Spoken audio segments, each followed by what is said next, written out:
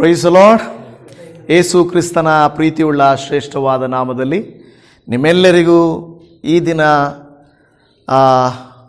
ವಾಕ್ಯವನ್ನು ಧ್ಯಾನ ಮಾಡಲಿಕ್ಕೆ ಬಂದಿರುವಂಥ ನಿಮ್ಮೆಲ್ಲರಿಗೂ ಲೋಕರಕ್ಷಕನು, ಸರ್ವಲೋಕಾಧಿಪತಿಯು, ರಾಜಾದಿರಾಜನು, ಅರಸರ ಅರಸನು, ಮಾನವರ ಪಾಪ ಪರಿಹಾರಕ್ಕಾಗಿ ತನ್ನನ್ನೇ ಶಿಲುಬೆಯ ಮೇಲೆ ಯಜ್ಞವಾಗಿ ಸಮರ್ಪಿಸಿಕೊಂಡಂಥ ಯೇಸುವಿನ ನಾಮದಲ್ಲಿ ವಂದಿಸುವಂಥವನಾಗಿದ್ದೇನೆ.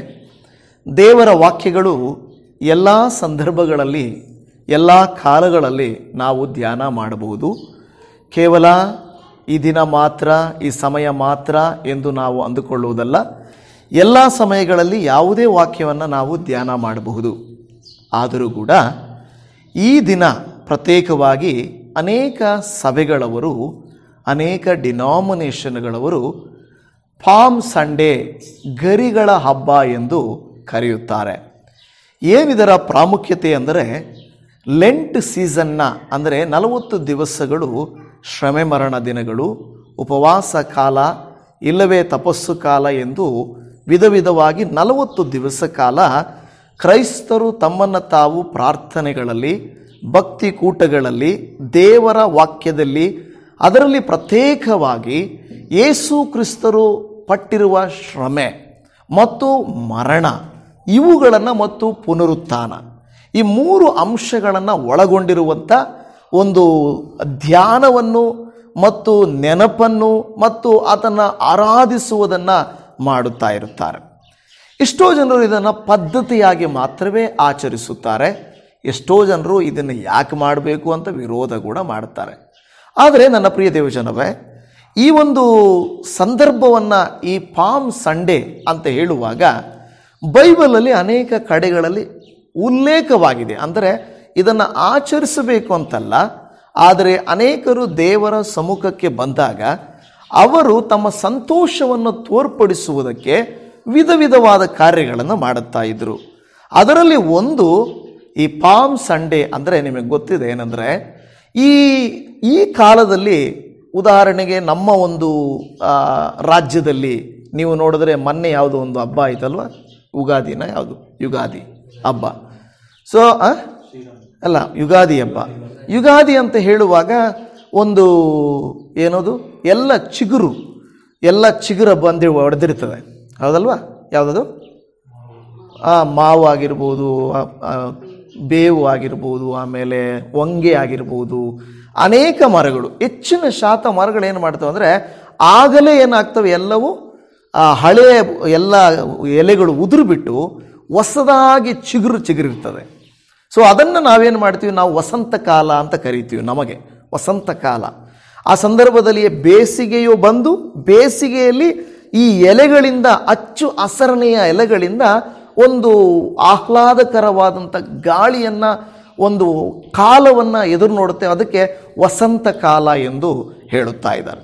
ಈಗ ನಾವು ನೋಡುವಾಗ ಬೈಬಲಲ್ಲಿ ಕೂಡ ಇದಕ್ಕೆ ಕೆಲವು ಸಾರಿ ಏನು ಮಾಡ್ತಾರೆ, ಬೈಬಲ್ ಪಂಡಿತರು ಕೂಡ ಈ ಸೀಸನ್, ಈ ಗರಿಗಳು ಅವೆಲ್ಲ ಹಿಡಿದಿದ್ರು. ಪಾಮ್ ಅಂದರೆ ಅಲ್ಲಿನ ಅಂಜೂರದ ಗರಿಗಳು, ಬೇರೆ ಬೇರೆ ಎಲೆಗಳು, ಒಂದೇ ಅಂತಲ್ಲ, ಹಸಿರು ಎಲೆಗಳು, ಅವರೆಲ್ಲ ಏನು ಮಾಡ್ತಾ ಇದ್ರು, ಯೇಸು ಸ್ವಾಮಿ ಬರುತ್ತಿರುವಾಗ ಬಟ್ಟೆಗಳನ್ನು ಹಾಸಿದರು, ಎಲೆಗಳನ್ನು ಕಿತ್ತು ತಂದು ಹಾಕಿದರು. ಅಂದರೆ ಆ ದಾರಿಯಲ್ಲಿ ಮನುಷ್ಯರು ತಮಗೆ ಹೇಗೆ ತೋರ್ಪಡುತ್ತದೋ ಆ ರೀತಿಯಾಗಿ ಯೇಸು ಸ್ವಾಮಿಯನ್ನು ರಿಸೀವ್ ಮಾಡಿಕೊಂಡ್ರು ಅನ್ನುವಂಥದ್ದನ್ನು ನಾವು ನೋಡುತ್ತಾ ಇದ್ದೇವೆ.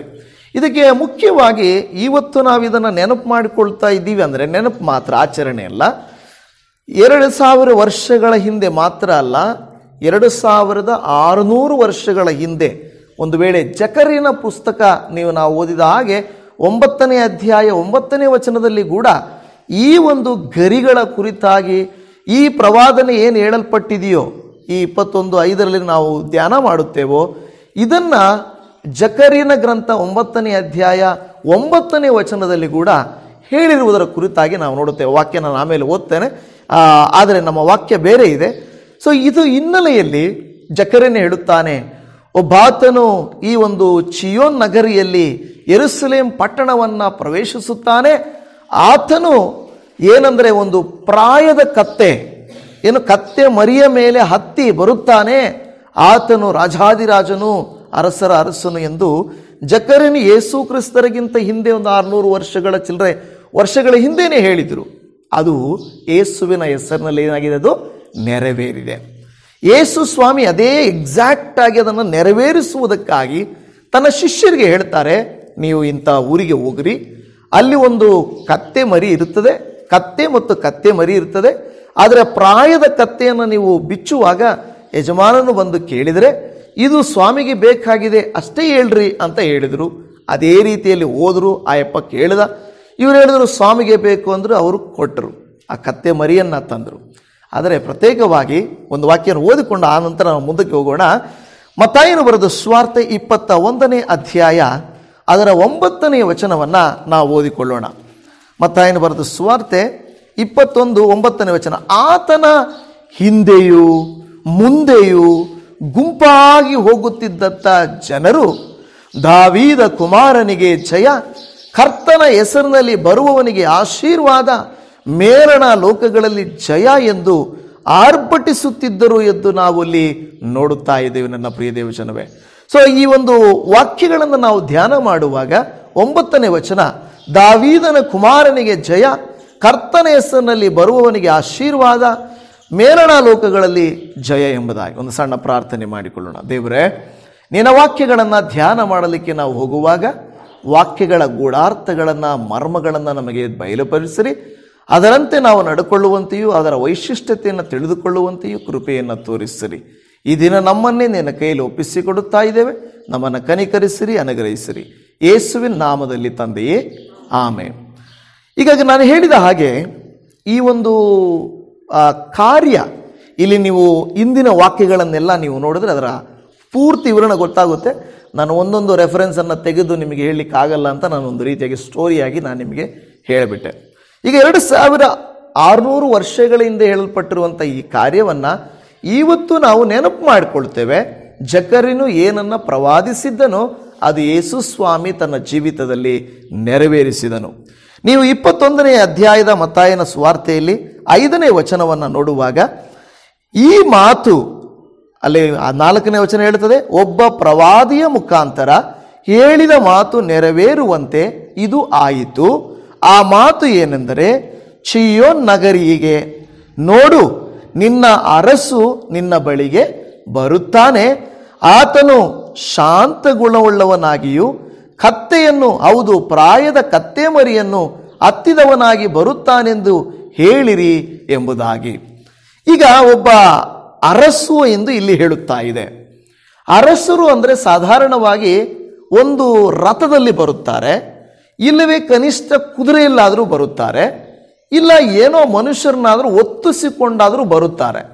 ಯಾಕೆಂದರೆ ತಾನು ಗಾಂಭೀರ್ಯವುಳ್ಳವನು, ತಾನು ಶ್ರೇಷ್ಠನು, ತಾನು ಎಲ್ಲರಿಗಿಂತಲೂ ಮೇಲಾದವನು ಎಂದು ತೋರಿಸಿಕೊಳ್ಳಬೇಕು.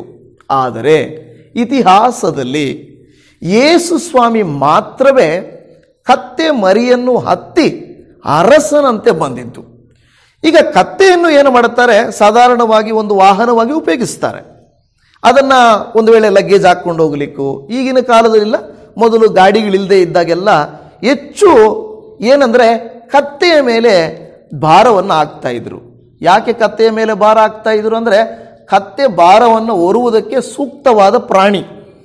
ಯಾಕೆಂದರೆ ಕೆಲವರು ಹೇಳ್ತಾ ಇರ್ತಾರೆ, ಕತ್ತೆ ದುಡಿಯಂಗೆ ದುಡಿತಾ ಇದ್ದೀನಿ, ಕತ್ತೆ ಮಾಡಂಗೆ ಮಾಡ್ತಾ ಇದ್ದೀನಿ ಅಂದರೆ ಅದರ ಅರ್ಥ ಕತ್ತೆ ಮಾಡುತ್ತಾ ಇದ್ದಂಗೆ ಅದು ನಿಧಾನವಾಗಿ ಕೆಲಸ ಮಾಡ್ತಾ ಹೊರೆಯನ್ನು ಒತ್ತುಕೊಳ್ಳುತ್ತಾ ಹೋಗ್ತಾ ಇರ್ತದೆ.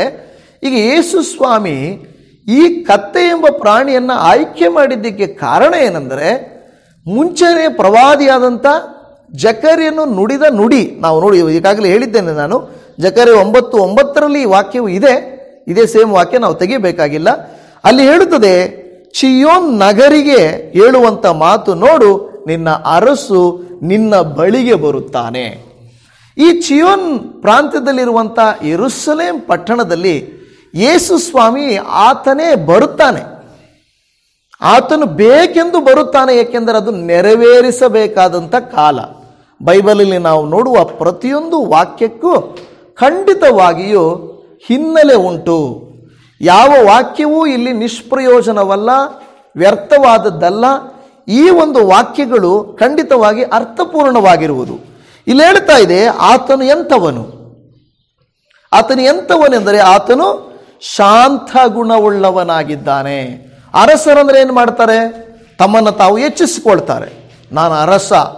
ಕೆಲವು ಸಾರಿ ಬೇಕಾದರೆ ಏನು ಮಾಡ್ತಾರೆ ಅಂದರೆ, ಈ ಒಂದು ಜನರನ್ನ ಬೇಕಾದರೆ ತುಳಿಸಿ ಓಡಾಡ್ತಾರೆ ಬೇಕಾದ್ರೆ ಅವರು, ಅಲ್ವಾ? ಜನರನ್ನು ಬಾಧೆಪಡಿಸಿ ನನ್ನ ನೆತ್ಕೊಂಡು ಹೋಗ್ರಿ ಅಂತ ಹೇಳ್ತಾರೆ. ಬೇಕಾದರೆ ಜನರ ಹತ್ರ ಕಿತ್ಕೊಂಡು, ಅರಸ ನಾನು ಚೆನ್ನಾಗಿರಬೇಕು, ನನ್ನ ಅರಮನೆ ಚೆನ್ನಾಗಿರಬೇಕು, ನಾನು ನನ್ನ ಕುಟುಂಬ ಚೆನ್ನಾಗಿರಬೇಕು. ಅರಸರು ಏನು ಮಾಡ್ತಾರೆ? ದುಡಿಯಲ್ಲ. ಅರಸರು ಏನು ಕಷ್ಟಪಡಲ್ಲ. ಅರಸರು ಏನು ಮಾಡ್ತಾರೆ ಅಂದರೆ ದೌರ್ಜನ್ಯ ಮಾಡ್ತಾರೆ, ದಬ್ಬಾಳಿಕೆ ಮಾಡ್ತಾರೆ, ಅವರನ್ನು ಸೇವಕರನ್ನಾಗಿ ಉಪಯೋಗಿಸಿಕೊಳ್ಳುತ್ತಾರೆ. ಆದರೆ ಯೇಸು ಸ್ವಾಮಿ ಇಲ್ಲಿ ಅರಸನಾಗಿ ಬಂದಿರುವಾತನು ಯಾರನ್ನೂ ಬಾಧಿಸುವುದಕ್ಕಾಗಿ ಅಲ್ಲ, ಬದಲಾಗಿ ಬಾಧೆ ಪಟ್ಟವರನ್ನು, ಕುಗ್ಗಿದವರನ್ನು, ನೊಂದವರನ್ನು ಆತನು ಬಿಡಿಸುವುದಕ್ಕಾಗಿ ಆತನು ಬಂದನು. ಮೊದಲನೇದು, ಆತನಲ್ಲಿರುವಂಥ ಗುಣ ಶಾಂತ ಗುಣವುಳ್ಳವನಾಗಿ. ಈ ಕತ್ತೆಗೂ ಇರುವಂಥ ಒಂದು ಗುಣ ಏನಂದರೆ ಶಾಂತ ಗುಣ. ಅಂದರೆ ಅದೇನು ಮಾಡುತ್ತೆ? ಭಾರ ಹಾಕಿದ್ರೂ ತನ್ನ ಪಾಡಿಗೆ ಒತ್ಕೊಂಡು ಹೋಗ್ತಾ ಇರ್ತದೆ. ನೋಡಿ, ಆ ಕತ್ತೆ ಮರಿಯನ್ನು, ಹೌದು ಪ್ರಾಯದ ಕತ್ತೆ ಮರಿಯನ್ನು ಹತ್ತಿದವನಾಗಿ ಬರುತ್ತಾನೆಂದು ಹೇಳಿರಿ ಎಂಬುದಾಗಿ ನೋಡುತ್ತೇವೆ ಹೇಳುವುದನ್ನು. ಆಗ ಶಿಷ್ಯರು 6ನೇ ವಚನದಲ್ಲಿ ಯೇಸು ತಮಗೆ ಅಪ್ಪಣೆ ಕೊಟ್ಟಂತೆಯೇ ಕತ್ತೆಯನ್ನು ಮರಿಯನ್ನು ತಂದು ಅವುಗಳ ಮೇಲೆ ತಮ್ಮ ಬಟ್ಟೆಗಳನ್ನು ಹಾಕಲು ಆತನು ಹತ್ತಿ ಕೂತುಕೊಂಡನು. ಯೇಸುವಿನ ಶಿಷ್ಯರು ಬಟ್ಟೆಗಳನ್ನು ಹಾಕಿದರು. ಆ ನಂತರ ಆಗ ಜನರ ಗುಂಪಿನಲ್ಲಿ ಬಹಳ ಮಂದಿ ತಮ್ಮ ಬಟ್ಟೆಗಳನ್ನು ದಾರಿಯಲ್ಲಿ ಹಾಸಿದರು. ಈಗ ನಾವು ನೋಡ್ತಾ ಇದ್ದೇವೆ, ಅವರು ಬಟ್ಟೆಗಳನ್ನು, ಕೆಲವರು ಬಟ್ಟೆಗಳನ್ನು ಹಾಸಿದರು. ಸಾಧಾರಣವಾಗಿ ಆ ಒಂದು ಕಾಲದಲ್ಲಿ ಆ ಜನಗಳು ಏನಾಗ್ತಾ ಇದ್ರು, ಮೇಲೊದಿಕೆಯನ್ನು ಹೊರ್ಕೋತಾ ಇದ್ರು. ಉದಾಹರಣೆಗೆ ಈಗಿನ ಕಾಲದಲ್ಲಿ ಅಷ್ಟೊಂದು ಸ್ತ್ರೀಯರು ಇದು ಮಾಡೋದಿಲ್ಲ. ಪುರುಷರು ಸ್ತ್ರೀಯರು ಆ ಕಾಲದಲ್ಲಿ ನಿಲುವಂಗಿ ಹಾಕ್ಕೊಂಡು ಅದರ ಮೇಲೆ ಬಟ್ಟೆ, ಈಗೇನು ಲೇಡೀಸು ಏನಂತಾರೆ ಅದನ್ನು ಇಲ್ಲ ಹಾಕ್ಕೊಳ್ಳೋದು, ನೀವು ವೇಲ್ ಥರ, ಅಂದರೆ ಅದು ಇನ್ನೂ ತಿಕ್ಕಾಗಿ ಉದ್ದವಾಗಿರ್ತಾ ಇತ್ತು. ಒಂದು ಅರ್ಧ ಬೆಡ್ಶೀಟ್ ಥರ ಇರ್ತಾ ಇತ್ತು. ಈಗ ನೇತಾಕೊಂಡು, ಈಗ ನಾವು ಕೆಲವು ಸಾರಿ ಹಳ್ಳಿಗಳಲ್ಲಿ ಟವಲ್ಗಳೆಲ್ಲ ಹಾಕ್ಕೊಳ್ತಾ ಇದ್ರು, ಬಟ್ ಅದು ಉದ್ದ ಇರ್ತಾ ಇತ್ತು ಆಗಿನ ಕಾಲದಲ್ಲಿ. ಅಂದರೆ ಏನಕ್ಕಾದ ಪ್ರಯೋಜನ? ನೀವು ಹಳೆ ಸಿನಿಮಾಗಳೆಲ್ಲ ನೋಡಿರ್ಬೋದು, ಜೀಸಸ್ ಸಿನಿಮಾದಲ್ಲೆಲ್ಲ ಒಂದು ಮೇಲೆ ಹಿಂಗೆ ಬಟ್ಟೆಯನ್ನು ಹಾಕ್ಕೊಳ್ತಾ ಇದ್ರು. ಸ್ತ್ರೀಯರು ಕೂಡ ವೇಲ್ಗಳನ್ನು ತಪ್ಪದೆ ಹಾಕ್ಕೊಳ್ತಾ ಇದ್ರು, ಅವ್ರ ಹತ್ರ ಇರ್ತಾ ಇತ್ತು. ಸೊ ಅದೇನು ಮಾಡ್ತಾ ಇದ್ರು, ಆ ಬಟ್ಟೆಗಳನ್ನು ಮೇಲೆ ಅಂಗಿಗಳನ್ನು ತೆಗೆದುಬಿಟ್ಟು ಅವರು ಯೇಸು ಸ್ವಾಮಿ ಬರುವಂಥ ಜಾಗದಲ್ಲಿ ಹಾಕ್ತಾ ಇದ್ರು. ಅಲ್ಲಿ ಇನ್ನೂ ಕೆಲವರು ಹೇಳ್ತಾರೆ, ಬೇರೆ ಕೆಲವರು ಮರಗಳಿಂದ ಚಿಗುರುಗಳನ್ನು ಕೊಯ್ದು ದಾರಿಯಲ್ಲಿ ಹರಡುತ್ತಿದ್ದರು. ಯಾವ ಚಿಗುರು ಅಂತಲ್ಲ, ಯಾವ್ಯಾವ ಚಿಗುರು ಸಿಗ್ತದೋ ಅಲ್ಲಿ ಏನು ಚಿಗುರಿದೆಯೋ. ಯಾಕೆಂದರೆ ಆಗಲೇ ಹೇಳಿದ ಹಾಗೆ, ಈಗ ಒಂದು ಈ ಥರ ನೋಡಿದ್ರೆ ನಾವು ಹಚ್ಚ ಹಸಿರಾಗಿದೆ, ಇದು ಚಿಗುರು, ಇದು ಜಾಸ್ತಿ ಇದಾಗಿರೋದಲ್ಲ. ಇದು ಅನೇಕ ಚಿಗುರುಗಳನ್ನು ಅವರು ತಂದು ದಾರಿಯಲ್ಲಿ ಹರಡುತ್ತಿದ್ದರು. ಅಂದರೆ ಈ ಒಂದು ವಸಂತ ಕಾಲದಲ್ಲಿ, ಎಕ್ಸಾಕ್ಟ್ ಆಗಿ ವಸಂತ ಕಾಲದಲ್ಲಿ ಏನಾಗ್ತಾ ಇತ್ತು, ಚಿಗುರು ಜಾಸ್ತಿ ಸಿಗ್ತಾ ಇತ್ತು, ಅವರು ತಂದು ಹರಡ್ತಾ ಇದ್ರು. ಯೇಸು ಸ್ವಾಮಿ ಇಲ್ಲಿ ಮುಂದಕ್ಕೆ ಹೋಗುತ್ತಾ ಇದ್ರು. ಆದರೆ ಇಲ್ಲಿ ಮುಖ್ಯವಾದ ವಿಷಯ ಏನಂದರೆ, 9ನೇ ವಚನಕ್ಕೆ ಬಂದಾಗ ಅವರು ಏನಂತ ಹೇಳ್ತಾ ಇದ್ರು ಅದು ಬಹಳ ಮುಖ್ಯ. ಇದು ಹಿನ್ನೆಲೆ ಬರೀ ಸ್ಟೋರಿ, ಇದೆಲ್ಲ ನಡೀತು ಅಲ್ಲ. ಆದರೆ ಅವರು ಹೇಳುತ್ತಿದ್ದಂಥ ಮಾತೇನೆಂದರೆ, ದಾವೀದನ ಕುಮಾರನಿಗೆ ಜಯ, ಕರ್ತನ ಹೆಸರಿನಲ್ಲಿ ಬರುವವನಿಗೆ ಆಶೀರ್ವಾದ, ಮೇಲಣ ಲೋಕಗಳಲ್ಲಿ ಜಯ ಎಂದು ಹೇಳಿದರು. ಈಗ ದಾವೀದನ ಕುಮಾರನಿಗೆ ಜಯ ಎಂದು ನಾವು ಅನೇಕ ಸಾರಿ ದಾವೀದನ ಕುಮಾರನ ವಾಕ್ಯವನ್ನು ಕೇಳಿಸಿಕೊಳ್ಳುತ್ತೇವೆ, ಮೇಲಣ ಲೋಕದ ವಾಕ್ಯನ ಕೇಳಿಸ್ತೇವೆ. ಇವತ್ತು ಕರ್ತನ ಹೆಸರಿನಲ್ಲಿ ಬರುವವನಿಗೆ ಆಶೀರ್ವಾದ ಎಂಬ ಪದವನ್ನು ಮಾತ್ರ ನಾವು ಧ್ಯಾನ ಮಾಡಿಕೊಳ್ಳಿಕ್ಕೆ ಹೋಗ್ತಾ ಇದ್ದೇವೆ. ಯಾರು ಕರ್ತನ ಹೆಸರಿನಲ್ಲಿ ಬರ್ತಾರೋ ಅವರಿಗೆ ಆಶೀರ್ವಾದ, ದೇವರ ಸಮ್ಮುಖಕ್ಕೆ ಯಾರು ಬರುತ್ತಾರೋ ಅವರಿಗೆ ಆಶೀರ್ವಾದ ಎಂಬುದನ್ನು ಈ ವಾಕ್ಯ ಹೇಳುತ್ತಾ ಇದೆ. ನೀವು ಪ್ರತ್ಯೇಕವಾಗಿ ಈ ಫುಟ್ನೋಟಲ್ಲಿ ನೀವೇನಾದರೂ ಒಂದು ವೇಳೆ ನೋಡಿದ್ರೆ, ದಾವೀದನ ಕುಮಾರನಿಗೆ ಜಯ ಅನ್ನುವುದಕ್ಕೆ ಒಂದೇ ಒಂದು ಪದವನ್ನು ಸೂಚಿಸಿದ್ದಾರೆ. ಅದೇನೆಂದರೆ ಓಸಾನ್ನ. ಓಸಾನ್ನ ಅಂದರೆ ಏನದರ ಅರ್ಥ? ದಾವೀದ ಕುಮಾರನಿಗೆ ಜಯ ಎಂಬುದಾಗಿ ಹೇಳುವಂಥ ಪದ. ಸೊ ಓಸಾನ್ನ ಎಂದು ಹೇಳಿ, ಯಾರು ಕರ್ತನ ಹೆಸರಿನಲ್ಲಿ ಬರುತ್ತಾರೋ ಅವರಿಗೆ ಆಶೀರ್ವಾದ. ಇಲ್ಲಿ ಬಂದಂಥ ಜನರು ಎಲ್ಲರೂ ಅನೇಕ ಜನರು ಯಾರೆಂದರೆ, ಯೇಸುವನ್ನು ಪ್ರೀತಿಸುವವರು, ಯೇಸುವನ್ನು ನಂಬಿರುವವರು, ಯೇಸುವಿನ ಮೇಲೆ ನಂಬಿಕೆ ಇಟ್ಟವರೇ ಬಂದು ಆ ಕೆಲಸ ಮಾಡ್ತಾ ಇದ್ದಾರೆ ಹೊರತು ಬೇರೆ ಯಾರೂ ಅಲ್ಲ. ಯಾಕೆಂದರೆ ನಾವು ವಾಕ್ಯಗಳನ್ನು ಓದಲಿಕ್ಕೆ ನಮಗೆ ಟೈಮ್ ಇಲ್ಲ. ಇನ್ನು ಕೆಲವು ಜನರು ಅಲ್ಲಿ ಬಂದು ಆ 10ನೇ ವಚನವನ್ನು ನೀವು ನೋಡುವುದಾದರೂ, ಆತನು ಯೆರೂಸಲೇಮನ್ನು ಸೇರಲು ಪಟ್ಟಣವೆಲ್ಲ ಗದ್ದಲವಾಗಿ ಈತನು ಯಾರು ಅಂದರು. ಅಂದರೆ ಅಲ್ಲಿರುವಂಥ ಕೆಲವರಿಗೆ ಯೇಸು ಸ್ವಾಮಿ ಯಾರಂತ ಗೊತ್ತಿಲ್ಲ. ಯಾಕೆಂದ್ರೆ ನೋಡಿ, ಯೇಸುವನ್ನ ಅರಿಯದವರು ಇದ್ದಾರೆ, ಯೇಸುವನ್ನು ಅರಿತವರು ಇದ್ದಾರೆ. ಆದರೆ ಯೇಸುವನ್ನ ಅರಿತವರು ಆತನನ್ನು ಆರಾಧಿಸುತ್ತಿದ್ದಾರೆ, ಆತನ ಮುಂದೆ ತಮ್ಮ ಬಟ್ಟೆಗಳನ್ನು ಹಾಕುತ್ತಿದ್ದಾರೆ, ಗರಿಗಳನ್ನು ಕಿತ್ತು ತರುತ್ತಿದ್ದಾರೆ, ಹೋಶಾನ್ನ ಎಂದು ಹಾಡುತ್ತಾ ಇದ್ದಾರೆ. ದಾವೀದ ಕುಮಾರನೇ, ದಾವೀದನ ಕುಮಾರನಿಗೆ ಜಯ ಎನ್ನುತ್ತಿದ್ದಾರೆ. ಆಮೇಲೆ ಹೇಳ್ತಾ ಇದ್ದಾರೆ, ಯಾರು ಕರ್ತನ ಹೆಸರಿನಲ್ಲಿ ಬರುತ್ತಾರೋ ಅವರಿಗೆ ಆಶೀರ್ವಾದ ಎಂದು ಹೇಳುವುದನ್ನು ಕೂಡ ನಾವು ಈ ವಾಕ್ಯದಲ್ಲಿ ನೋಡುತ್ತಾ ಇದ್ದೇವೆ. ಕೀರ್ತನೆಗಳ ಗ್ರಂಥದಲ್ಲಿ ನೀವು ನೋಡುತ್ತಾ ಇದ್ದೀರಾ, 118ನೇ ಕೀರ್ತನೆ. ಇವತ್ತು ನಾವೇನು ಒಂದು ವಾಕ್ಯ ಪ್ರತ್ಯುತ್ತರ ವಾಕ್ಯವಾಗಿ ಓದಿಕೊಂಡವು, ಆ ವಾಕ್ಯದಲ್ಲಿ ಕೂಡ 118ನೇ ಕೀರ್ತನೆಯಲ್ಲಿ 25 ಮತ್ತು 26ನೇ ವಚನದಲ್ಲಿ ಕೂಡ ಹೇಳಿರುವಂಥದ್ದನ್ನು ನಾವು ನೋಡುತ್ತಾ ಇದ್ದೇವೆ. ಓ ಕರ್ತನೆ, ಐ ಥಿಂಕ್ ಇದರ ವರ್ಷನ್ ಬೇರೆ ಇದೆ ನನ್ನ ಹತ್ರ, ಓದ್ರಿ ಒಬ್ಬರು. ಯೆಹೋವನೇ ದಯವಿಟ್ಟು ರಕ್ಷಿಸು, ಯೆಹೋವನೇ ದಯವಿಟ್ಟು ಸಾಫಲ್ಯ ಕೊಡು, ಯೆಹೋವನ ಹೆಸರಿನಲ್ಲಿ ಬರುವವನಿಗೆ ಒಳಗೆ ಬರುವವನಿಗೆ ಆಶೀರ್ವಾದ. ಯೆಹೋವನ ಮಂದಿರದಲ್ಲಿರುವ ನಾವು ನಿಮ್ಮನ್ನ ಆಶೀರ್ವದಿಸುತ್ತೇವೆ. ಅಲ್ಲಿ ಹೇಳ್ತಾ ಇರೋದು, ಯಾರು ಕರ್ತನ ಹೆಸರಿನಲ್ಲಿ ಬರುತ್ತಾರೋ ಅವರಿಗೆ ಆಶೀರ್ವಾದ ಎಂದು ಹೇಳುತ್ತಾ ಇದೆ. ಯೇಸು ಸ್ವಾಮಿ ಈ ಭೂಮಿಗೆ ಬಂದಿದ್ದು ಇಲ್ಲಿ ಒಂದು ರಾಜ್ಯ ಸ್ಥಾಪಿಸಲಿಕ್ಕೂ ಅಲ್ಲ, ರಾಜನಾಗಿರುವುದಕ್ಕೂ ಅಲ್ಲ. ಪಿಲಾತನ ಕೇಳುತ್ತಾನೆ, ನೀನು ರಾಜನಾ, ನೀನು ಅರಸನಾ ಅಂದರೆ ನೀನು ಹೇಳಿದ್ಯಾ ಅಷ್ಟೇ, ಆದರೆ ನನ್ನ ರಾಜ್ಯ ಇಲ್ಲಿ ಅಲ್ಲ, ನನ್ನ ರಾಜ್ಯ ಇಲ್ಲಿ ಇಲ್ಲ, ನನ್ನ ರಾಜ್ಯ ಅದು ರಾಜರುಗಳಿಗೆ ರಾಜನಾಗಿ, ಏನು ರಾಜ್ಯಗಳಿಗೆ ರಾಜನಾಗಿ ನಾನು ಬರುವಂಥವನು. ಅಂದರೆ ಆತನ ಒಂದು ಆಳ್ವಿಕೆ ಒಂದು ಭೌಗೋಳಿಕವಾಗಿ ಒಂದು ಯೆರೂಸಲೇಮಿಗೋ ಚಿಯೋನ್ ಪ್ರಾಂತ್ಯಕ್ಕೋ ಇಲ್ಲವೇ ಇಸ್ರಾಯೇಲ್ ದೇಶಕ್ಕೋ ಸೀಮಿತವಾಗಿಲ್ಲ. ಆದರೆ ಅಲ್ಲಿಂದ ಪ್ರಾರಂಭವಾಗಿ ಪ್ರಪಂಚದ ಎಲ್ಲ ದೇಶಗಳಲ್ಲಿ ಮಾತ್ರವಲ್ಲದೆ ಭೂಮಿಯ ಎಲ್ಲ ಭಾಗಗಳಲ್ಲಿ ಆತನ ನಾಮವು ಇವತ್ತೇನಾಗಿದೆ? ಹರಡಿದೆಯಾ, ಹರಡಿಲ್ವಾ? ಖಂಡಿತ ಹರಡಿದೆ. ಯಾಕೆಂದರೆ ಆ ದಿನಗಳಲ್ಲಿ ಯೇಸು ಸ್ವಾಮಿ ಮತ್ತು ಯೇಸುವಿನ 12 ಶಿಷ್ಯರು ಮಾತ್ರನೇ ಇದ್ದರು. ಇವತ್ತು ನಾವು ನೋಡುವಾಗ ಈ ಸ್ಥಳದಲ್ಲಿದ್ದೇವೆ.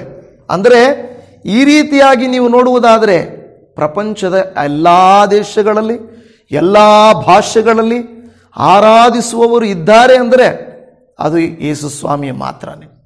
ನಾನು ಮೊನ್ನೆ ಪ್ರಸಂಗದಲ್ಲಿ ಹೇಳ್ತಾ ಇದ್ದೆ, ಕೆಲವು ದೇವರುಗಳು ಗಂಡಸರು ಮಾತ್ರ ಆರಾಧನೆ ಮಾಡಲಿಕ್ಕೆ ಹೋಗ್ತಾರೆ, ಕೆಲವು ದೇವರುಗಳ ಹತ್ರ ಹೆಂಗಸರಿಗೆ ಅಲೋವೇ ಇಲ್ಲ ಅಲ್ವಾ?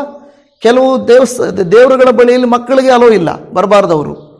ಹೆಂಗಸರು ನೋಡುವಾಗ ಕೆಲವು ಜಾಗದಲ್ಲಿ ಕೇರಳದಲ್ಲೆಲ್ಲ ನೋಡಿದ್ರೆ, ನಾನು ಯಾವ ದೇವಸ್ಥಾನ ಏನು ಹೇಳಕ್ಕೆ ಹೋಗಲ್ಲ, ಅಲ್ಲಿ ಹೇಳಿದ್ರೆ ಇಲ್ಲ, ಅವರು ಸ್ತ್ರೀಯರು ಅಪರಿಶುದ್ಧರು, ಅವರು ಬರಬಾರ್ದು, ಬರೀ ಪುರುಷರು ಬರಬೇಕು. ಇನ್ನು ಕೆಲವು ಜನರ ಜಾಗದಲ್ಲಿ ಹೋಗಿ ನೋಡಿದ್ರೆ, ನಮ್ಮ ಕರ್ನಾಟಕದಲ್ಲಿ ನಮ್ಮ ಕಡೆಗಳಲ್ಲಿ ದೇವರ ಹತ್ರ ಹೋಗ್ಬೇಕಾದ್ರೆ ಬಟ್ಟೆ ಶರ್ಟ್ ಹಾಕಬಾರ್ದು, ಹಂಗೆ ಹೋಗ್ಬೇಕು. ಓಕೆ, ಈ ಥರ ರಿಸ್ಟ್ರಿಕ್ಷನ್ ನಾನು ಹೇಳೋದು, ಒಂದೊಂದು ರಿಸ್ಟ್ರಿಕ್ಷನ್ಸ್ ಇದೆ. ಮಕ್ಕಳು ಹೋಗಬಾರ್ದು, ಸ್ತ್ರೀಯರು ಹೋಗಬಾರ್ದು, ಪುರುಷರು ಹೋಗಬಾರ್ದು, ಈ ಥರ. ಆದರೆ ಯೇಸುವಿನ ಬಳಿಯಲ್ಲಿ ಅದು ಯಾವ ರಿಸ್ಟ್ರಿಕ್ಷನ್ಸು ಇಲ್ಲ.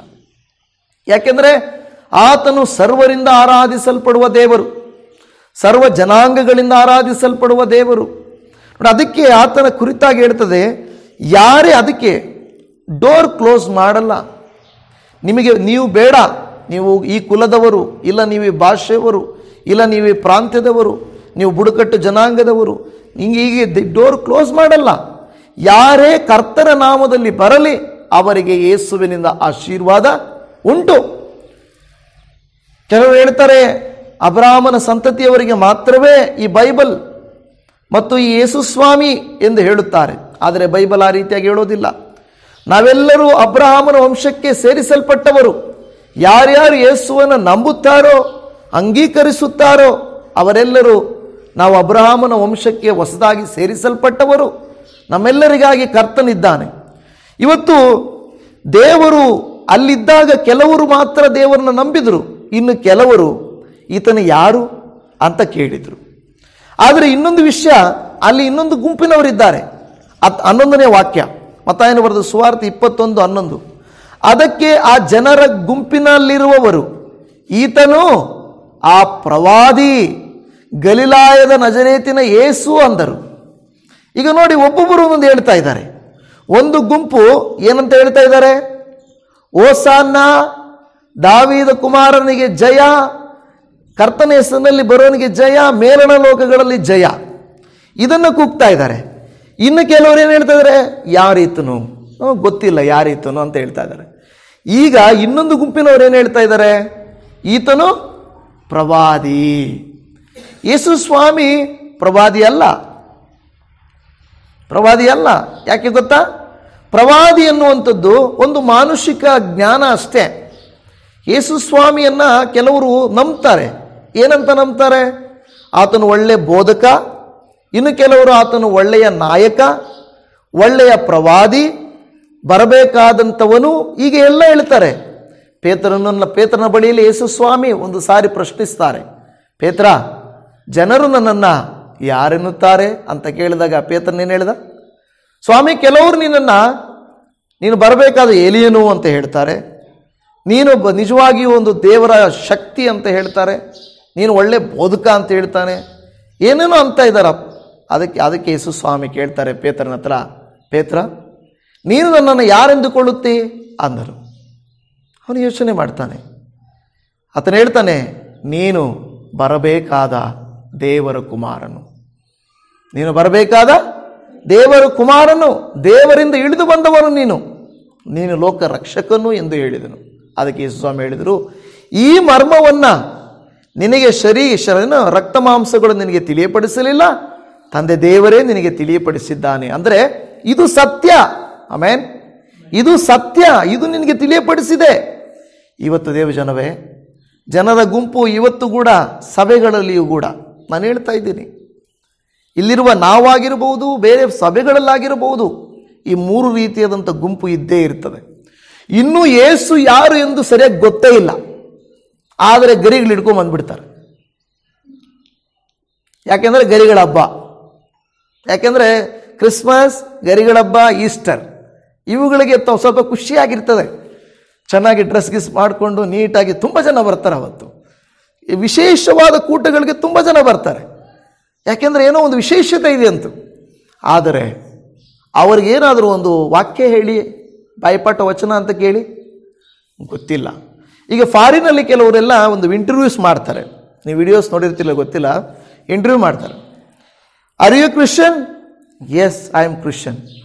Can I ask you something from the Bible? No, sorry. ಇದೇನಪ್ಪ ಕ್ರಿಶ್ಚಿಯನ್ ತಾನೆ, ಏನಾದರೂ ಒಂದು ಕ್ವಶನ್ ಕೇಳ್ತೀನಿ. No no no. Do you read Bible? No no no. Are you Christian? Yes, I am Christian. ಇದೆಂಥ ಪ್ರಶ್ನೆ ಅಪ್ಪ? ಹೌದು, ನಾನು ಕ್ರಿಶ್ಚಿಯನ್ ಅಂತಾನೆ. ಬೈಬಲ್ ಓದ್ತಿ ಅಂದ್ರೆ ಇಲ್ಲ ಅಂತಾನೆ. Are you Christian? Yes. Do you go to church? No. ಅಂದರೆ ಏನಿದ್ರ ಅರ್ಥ? ಹೆಸರಿಗೆ ಮಾತ್ರ ಕ್ರಿಶ್ಚಿಯನ್, ಬೈಬಲ್ ಓದಲ್ಲ, ಪ್ರಾರ್ಥನೆಗೆ ಹೋಗಲ್ಲ, ಏನೋ ಪ್ರಾರ್ಥನೆ ಮಾಡೋದು ಗೊತ್ತಿಲ್ಲ, ವಾಕ್ಯ ಗೊತ್ತಿಲ್ಲ. ಅಂದರೆ ಅಲ್ಲಿದ್ದಾರೆ ಅಷ್ಟೇ.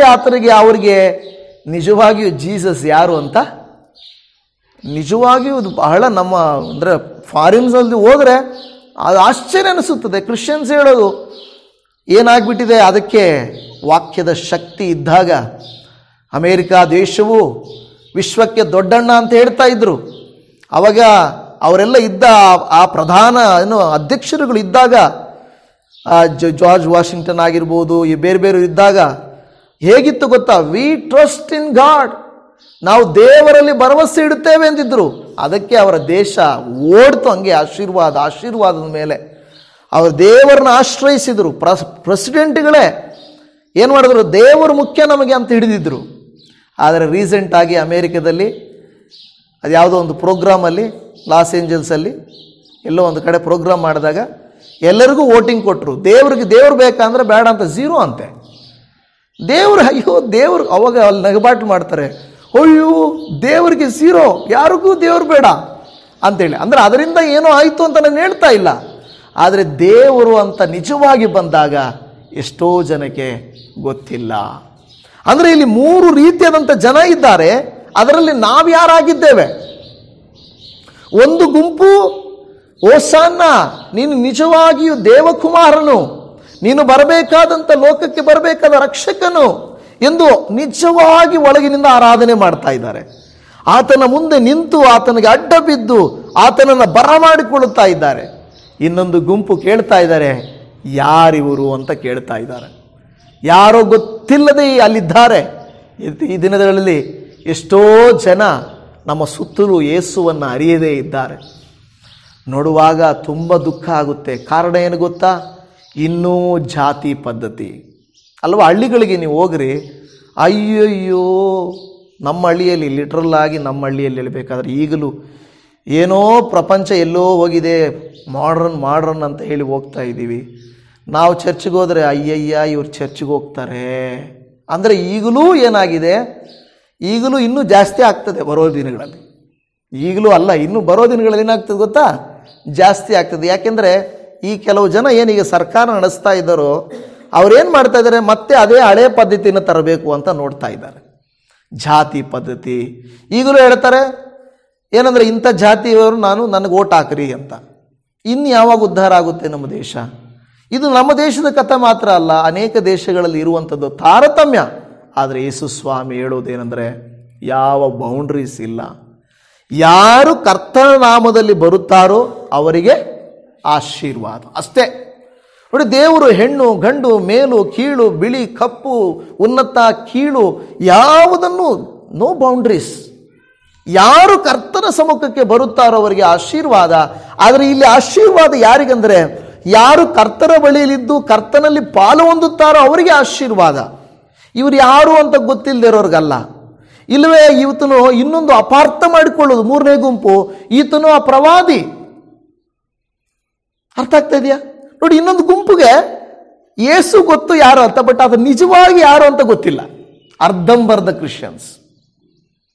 ನಿಜವಾಗಿಯೂ ಇವತ್ತು ಅನೇಕರು ಯಾರಾದರೂ ಬಂದು ಯೇಸು ಸ್ವಾಮಿ ಪ್ರವಾದಿ ತಾನೇ, ದೇವರ ಪ್ರವಾದಿನ ಅಂದರೆ ಕನ್ಫ್ಯೂಸ್ ಆಗಿ ಹೋಗ್ತೀವಿ.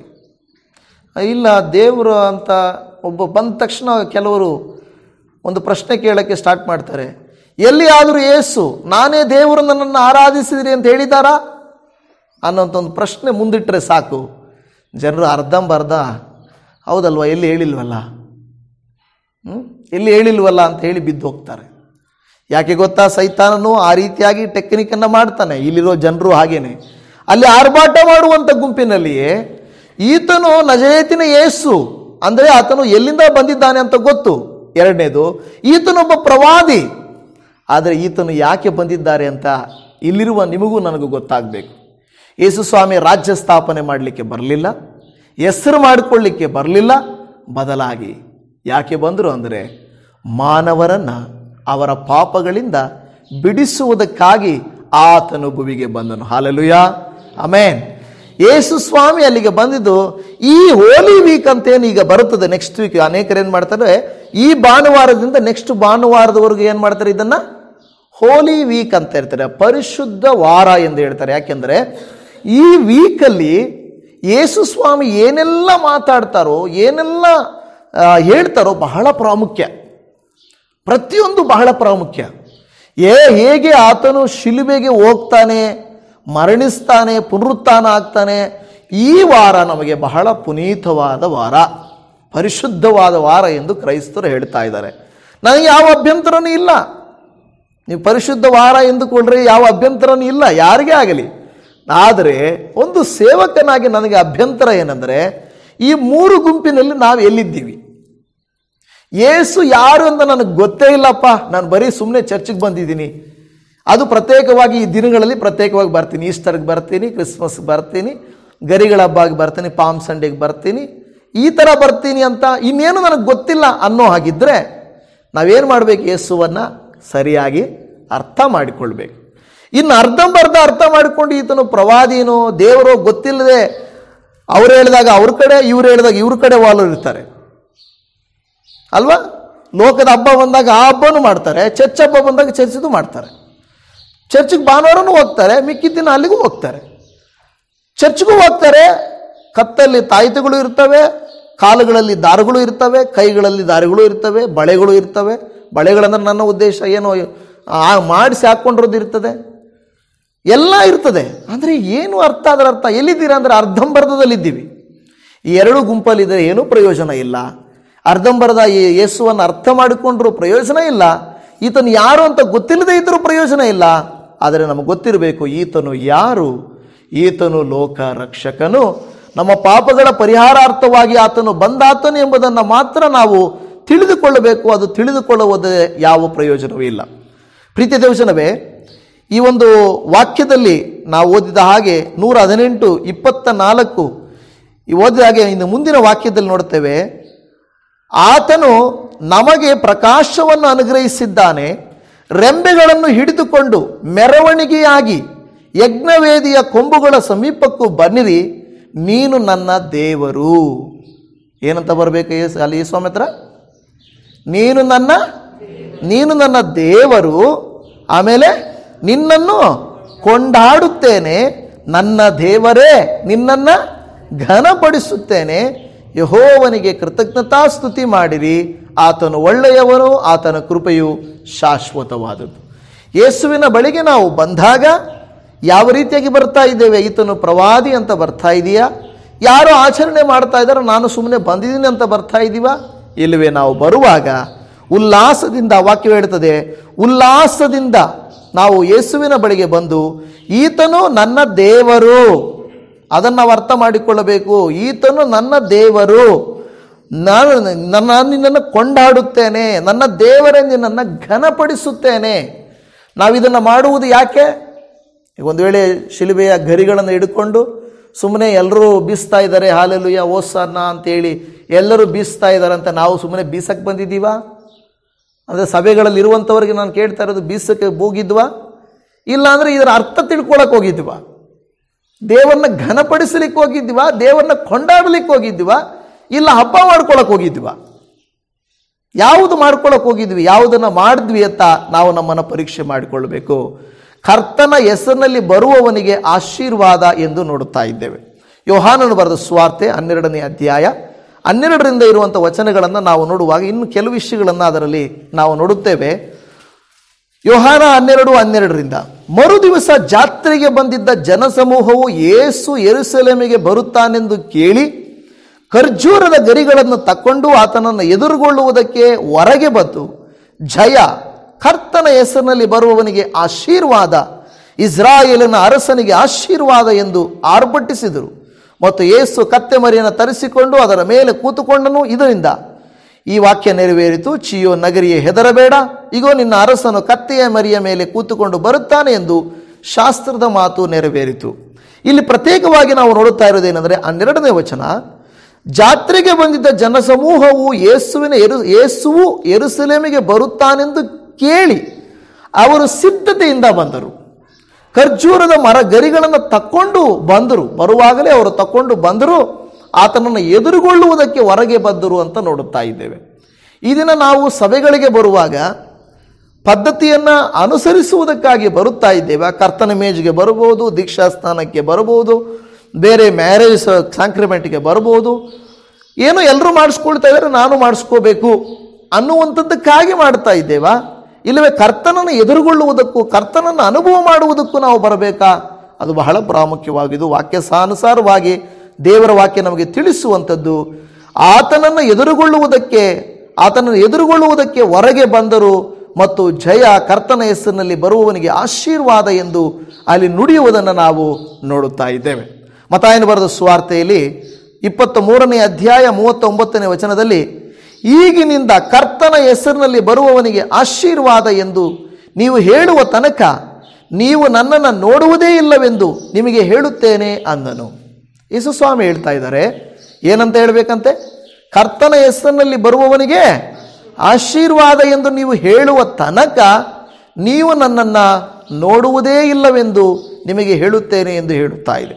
ಪ್ರೀತಿ ದೇವಜನವೇ, ಇಷ್ಟೊಂದು ವಾಕ್ಯಗಳಲ್ಲಿ ನಮಗೆ ದೇವರು ಹೇಳ್ತಾ ಇರೋದೇನೆಂದರೆ, ನಿಮಗೆ ಯಾವ ತಡೆಯೂ ಇಲ್ಲ, ಆದರೆ ನೀವು ಬರಬಹುದು, ಆಲಯಕ್ಕೆ ನೀವು ಚರ್ಚ್ಗಳಿಗೆ ಬರಬಹುದು, ಆದರೆ ಅಲ್ಲಿ ಮಾಡುತ್ತಿರುವುದು ಸರಿಯಾದ ಕ್ರಮವಾಗಿದೆಯಾ, ನಾಮಕಾವಸ್ಥೆಯಾಗಿದೆಯಾ, ಮನುಷ್ಯರನ್ನು ಮೆಚ್ಚಿಸುವುದಕ್ಕಾಗಿದೆಯಾ ಎಂದು ತಿಳಿದುಕೊಳ್ಳಬೇಕು. ನಾನು ಯಾವಾಗಲೂ ಹೇಳ್ತಾ ಇರ್ತೇನೆ, ಲೆಂಟ್ ಸೀಸನ್ ಒಂದು ವೇಳೆ ಒಳ್ಳೆಯ ಸೀಸನ್ನೇ, ಒಳ್ಳೆಯ ಸಮಯನೇ. ಅದನ್ನು ಅರ್ಥಪೂರ್ಣವಾಗಿ ಮಾಡಿದರೆ ನಮ್ಮ ಆತ್ಮಿಕ ಜೀವಿತ ಅದ್ಭುತವಾಗಿರುತ್ತದೆ. ಆದರೆ ನಾಮಕಾವಸ್ಥೆಯಾಗಿ ಮಾಡಿದರೆ ಅದರಲ್ಲಿ ಅರ್ಥವೂ ಇರುವುದಿಲ್ಲ, ಆಶೀರ್ವಾದವೂ ಇರುವುದಿಲ್ಲ. ಸೊ ಎಷ್ಟು ಸಭೆಗಳವರಿಗೆ, ಒಂದು ವೇಳೆ ನಮ್ಮ ಯೂಟ್ಯೂಬ್ ನೋಡುವಂಥವರಿಗೆ ಅನೇಕರಿಗೆ ಅನೇಕ ಡಿನಾಮಿನೇಷನ್ಸ್ ಇದೆ, ಆದರೆ ವಾಕ್ಯದಲ್ಲಿ ಏನಿದೆ ಅಂತ ನಾವು ನೋಡುವಾಗ ಇದೇ ಇದೆ. ಜನರು ಎಲ್ಲರೂ ಇದ್ದಾರೆ ಇಲ್ಲಿ, ಆದರೆ ನಾವು ಯಾರಾಗಿದ್ದೀವಿ ಅನ್ನೋದು ಬಹಳ ಮುಖ್ಯ. ಆತನನ್ನು ಅಂಗೀಕರಿಸಿಕೊಳ್ಳುವುದು, ಆತನ ವಾಕ್ಯಾನುಸಾರವಾಗಿ ನಾವು ನಡೆಯುವುದು ಆಶೀರ್ವಾದ. ಇನ್ನೂ ಕೆಲವು ವಾಕ್ಯಗಳೆಲ್ಲ ಇದೆ, ಆದರೆ ಸಮಯದ ಅಭಾವದಿಂದ ನಾನು ಅದನ್ನೆಲ್ಲ ಓದ್ತಾ ಇಲ್ಲ. ಇಷ್ಟನ್ನು ನಾವು ಅರ್ಥ ಮಾಡಿಕೊಂಡ್ರೆ ಸಾಕು. ದೇವರ ಸಮೀಪಕ್ಕೆ ಬರುವಂಥ ಗುಂಪಿನಲ್ಲಿ ನಾವೆಲ್ಲಿದ್ದೇವೆ? ನಾವು ಕಣ್ಣುಗಳನ್ನು ಮುಚ್ಚೋಣ, ನಾವು ಪ್ರಾರ್ಥನೆ ಮಾಡಿಕೊಳ್ಳೋಣ. ದೇವಾದಿ ದೇವನು ನಮ್ಮನ್ನು ಗಮನಿಸ್ತಾ ಇದ್ದಾರೆ. ಈಗ ಒಂದು ವೇಳೆ ಈ ಕಾರ್ಯಗಳು ನಡೆದು ಜಕರ್ಯನ ಗ್ರಂಥದಲ್ಲಿ ನಡೆದದ್ದು 2600 ವರ್ಷ ಆಗಿರ್ಬೋದು. ಯೇಸು ಅದನ್ನು ನೆರವೇರಿಸಿರುವಂಥದ್ದು 2000 ವರ್ಷ ಆಗಿರ್ಬೋದು. ಈಗಿನ ಕಾಲದಲ್ಲಿ ಕೂಡ ಅನೇಕ ಜನರು ಈ ಗರಿಗಳ ಹಬ್ಬವನ್ನು, ಈ ಒಂದು ಪಾಮ್ ಸಂಡೆಯನ್ನು ಆಚರಿಸುತ್ತಿರಬಹುದು. ಆದರೆ ಯೇಸುವು ಯಾರೆಂದು ಅರಿಯದೆ, ಯೇಸುವು ಯಾರು ನನಗೆಂದು ತಿಳಿಯದೆ ಇದನ್ನು ಆಚರಿಸುವುದರಿಂದ, ಮಾಡುವುದರಿಂದ ಯಾವ ಪ್ರಯೋಜನವೂ ಇಲ್ಲ. ನಾವು ಬಂದು ಆತನು ನನ್ನ ದೇವರು, ನನ್ನ ಅರಸನು, ನನ್ನ ಕರ್ತನು, ನನ್ನ ಒಡೆಯನು, ನನ್ನ ಪಾಪಗಳ ವಿಮೋಚಕನು, ನನ್ನನ್ನು ಬಿಡಿಸುವುದಕ್ಕಾಗಿ ತನ್ನನ್ನು ಒಪ್ಪಿಸಿ ಕೊಟ್ಟಾತನು, ಇಗೋ ಆತನು ಅರಸಾದಿ ಅರಸನು, ರಾಜಾದಿ ರಾಜನು, ಸರ್ವಲೋಕಗಳಿಗೂ ಆತನು ಒಡೆಯನು, ಸೃಷ್ಟಿಕರ್ತನಾದ ದೇವರು ಎಂದು ಯಾರು ಅಂಗೀಕಾರ ಮಾಡಿಕೊಳ್ಳುತ್ತೇವೋ ಅಪ್ಪ, ನಾವು ಧನ್ಯರು ಸ್ವಾಮಿ. ಯಾಕೆಂದರೆ ನಿನ್ನ ವಾಕ್ಯ ಹೇಳುತ್ತಾ ಇದೆ, ಕರ್ತನ ಹೆಸರಿನಲ್ಲಿ ಬರುವವನಿಗೆ ಆಶೀರ್ವಾದ ಎಂಬುದಾಗಿ. ಕರ್ತನೇ, ನಿನ್ನ ಬಳಿಗೆ ಬರುವಂಥವರು ಅರ್ಥ ಮಾಡಿಕೊಳ್ಳದೆ ಬಂದರೆ ಬರಿಗೈಯೇ ಹೊರತು ಮತ್ತೇನೂ ಸಿಗುವುದಿಲ್ಲ. ಆದರೆ ಅರ್ಥ ಮಾಡಿಕೊಂಡವರಿಗೆ ಗೊತ್ತಾಗುತ್ತದೆ, ಇಗೋ ಈ ಯೇಸು ಸ್ವಾಮಿಯನ್ನು ಅಂಗೀಕರಿಸಿದ್ದರಿಂದ ನನ್ನ ಪಾಪಗಳು ಪರಿಹಾರವಾಯಿತು, ಇಗೋ ಯೇಸುವಿನಲ್ಲಿರುವ ಶಾಂತ ಗುಣವು ನನಗೆ ಬಂದಿತು, ಇಗೋ ಯೇಸುವಿನಲ್ಲಿರುವಂಥ ತಗ್ಗಿಸಿಕೊಳ್ಳುವಿಕೆ ನನಗೆ ಬಂದಿತು, ಇಗೋ ಯೇಸು ಸ್ವಾಮಿ ಎಂಬ ಆ ರಕ್ಷಕನು ನನ್ನಲ್ಲಿ ಜೀವಿತಕ್ಕೆ ಬಂದು ನನ್ನನ್ನು ಈ ಪಾಪಗಳಿಂದ ಬಿಡಿಸಿದ್ದಾನೆ ಎಂದು ನಾವು ಅಂಗೀಕಾರ ಮಾಡಿಕೊಳ್ಳುತ್ತೇವಪ್ಪ. ದೇವರೇ, ಈ ದಿನ ಯಾರು ಹೌದು ಸ್ವಾಮಿ, ಈತನು ಯಾರು ಎಂದು ನಾವು ಕೇಳುತ್ತಿಲ್ಲ, ಇಲ್ಲವೇ ನಿಮ್ಮನ್ನು ಅಪಾರ್ಥ ಮಾಡಿಕೊಳ್ಳುತ್ತಿಲ್ಲ. ಬದಲಾಗಿ ನೀನು ನಮಗಾಗಿ ದೇವರೇ ನಿಮ್ಮನ್ನೇ ಯಜ್ಞವಾಗಿ ಸಮರ್ಪಿಸಿದಂಥ ಲೋಕರಕ್ಷಕನೆಂದು ನಾವು ಅರಿತುಕೊಂಡಿದ್ದೇವೆ. ನಿನಗೆ ಸ್ತೋತ್ರ ಸ್ವಾಮಿ. ತಂದೆ ದೇವರೇ, ನಿನಗೆ ವಂದನೆಗಳು. ಇಲ್ಲಿ ಸೇರಿ ಬಂದಿರುವಂಥ ನಮ್ಮೆಲ್ಲರನ್ನ ನಿನ್ನ ಕರುಣೆಯ ಕರಕ್ಕೆ ಒಪ್ಪಿಸಿಕೊಡುತ್ತಾ ಇದ್ದೇವೆ. ಆಶ್ಚರ್ಯಕರನೇ, ನಿನಗೆ ಸ್ತೋತ್ರ. ಅದ್ಭುತ ಸ್ವರೂಪನಾದ ದೇವರೇ, ನಿನಗೆ ಸ್ತೋತ್ರ. ಇನ್ನು ಮುಂದೆ ಆದರೂ ನೀವು ಯಾರು, ನಿಮ್ಮ ಕುರಿತಾಗಿ ನಾವು ಏನು ತಿಳಿಯಬೇಕು, ಹೇಗೆ ಬೆಳೆಯಬೇಕೆಂದು ನಮಗೆ ತಿಳಿಯಪಡಿಸಿರಿ.